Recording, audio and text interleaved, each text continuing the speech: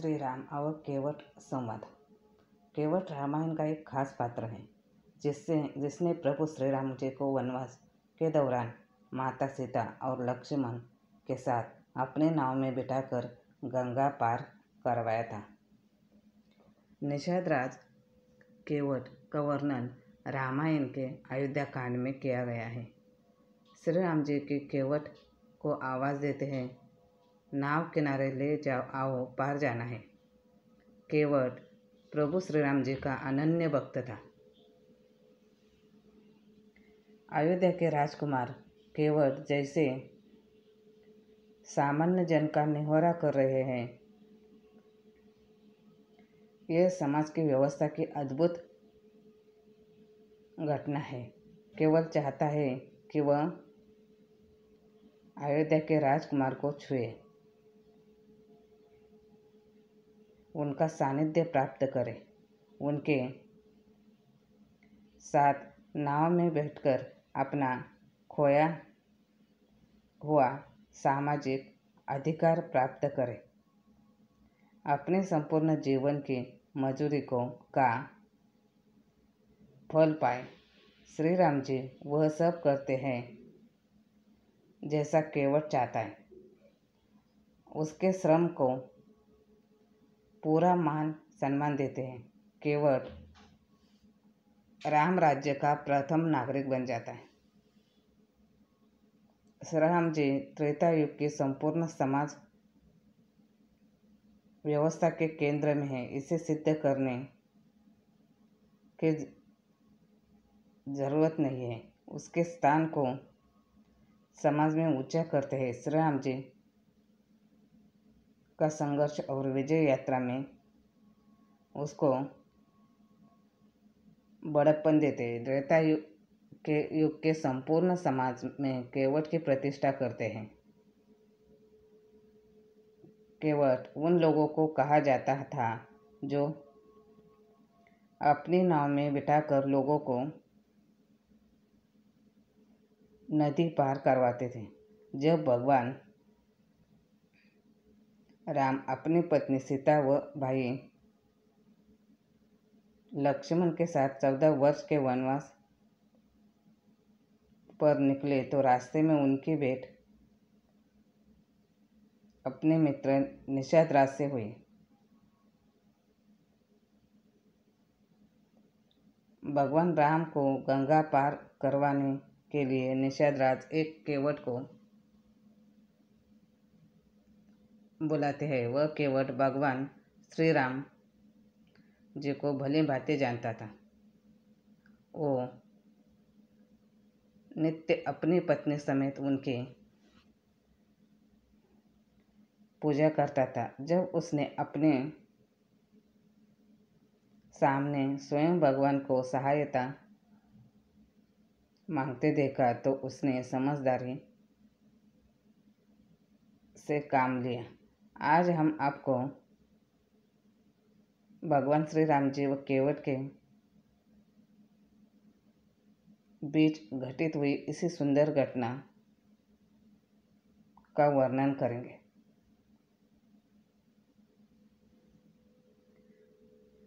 जब निषाद राज ने केवट को कहा कि वह अपनी नाव में भगवान श्री राम जी माता सीता व लक्ष्मण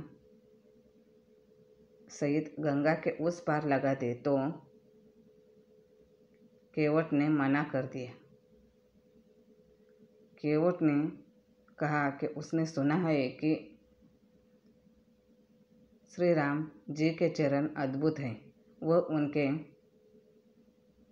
चरणों की धूल किसी चमत्कारी जड़ी बूटी से कम नहीं है। लोग इनके चरणों की धूल पाने को लालायत रहते हैं। इसलिए मैं पहले इनके चरण धोऊंगा, फिर इन्हें गंगा पार करवाऊंगा। केवट के द्वारा यह हठ किए जाने पर निषाद राज व लक्ष्मण क्रोधित हो गए, किंतु भगवान श्री राम केवट का आशय समझ गए थे। केवट ने कहा कि यदि मेरी नाव भी आपके पैर पड़ते ही किसी और रूप में परिवर्तित हो गई तो मेरी आजीविका का साधन चला जाएगा। उसने कहा कि वह अपना व अपने परिवार का भरण पोषण इसी नाव के सहारे करता है। वह यदि यही नाव नहीं रहेगी तो उसके जीवन का सहारा छीन जाएगा। भगवान राम को केवट के हट के आगे झुकना पड़ा। वह उन्होंने हाँ कह दिया। इतना कहते ही केवट ने अपनी पत्नी से एक जल का पात्र मंगवाया और गंगा के पानी से प्रभु श्री राम के चरण धोए। इस तरह केवट ने न केवल भगवान के प्रति अपनी भक्ति सिद्ध की अपितु भगवान के चरण कमलों को धोकर स्वयं का उद्धार किया। इसके बाद केवट ने तीनों को अपनी नाव में बिठाया और खुशी खुशी गंगा के उस पार लगा दिया। भगवान श्री राम जी उसकी भक्ति से प्रसन्न होकर अपनी अंगूठी उसे उपहार स्वरूप देने लगे, लेकिन केवट ने इसे लेने से मना कर दिया। जब भगवान श्री राम जी ने इसका कारण पूछा तो केवट ने उत्तर दिया कि जो व्यक्ति समान कार्य करते हैं वे एक दूसरे से उपहार नहीं लिया करते। यह सुनकर भगवान श्री राम जी ने प्रश्न किया कि उन दोनों का व्यापार समान कैसे हुआ, क्योंकि वे केवट तो थे नहीं। तब केवट ने कहा कि वह उनको अच्छे से जानता है। वह इस मृत्यु लोक में केवट की भूमिका निभाता है, तो वही भगवान श्री राम मनुष्य को जीवन मृत्यु से मुक्ति दिलाकर भवसागर के नाव पार करा देते हैं। केवट की इस बुद्धिमत्ता से प्रसन्न होकर भगवान श्री राम जी ने उसे मोक्ष प्रदान किया।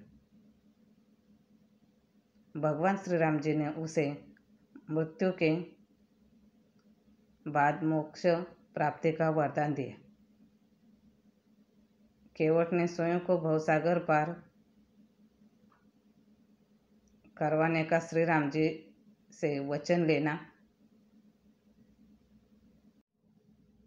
केवट ने स्वयं को भवसागर पार करवाने का श्री राम जी से वचन लिया। केवट के प्रसंग से शिक्षा हमें इस प्रसंग से हम सभी को यह शिक्षा मिलती है कि हमें सब पता होना के बाद भी हम भगवान से भौतिक वस्तुओं की मांग करते हैं, वह उसी के सुख दुख में खोए रहते हैं। यदि वह केवट भी उस समय सोने की अंगूठी ले लेता तो वह उसे मोक्ष के रूप में मिले उपहार के सामने तुच्छ होता।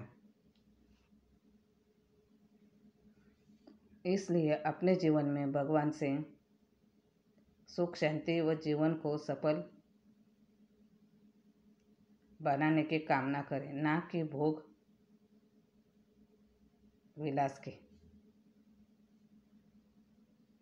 धन्यवाद।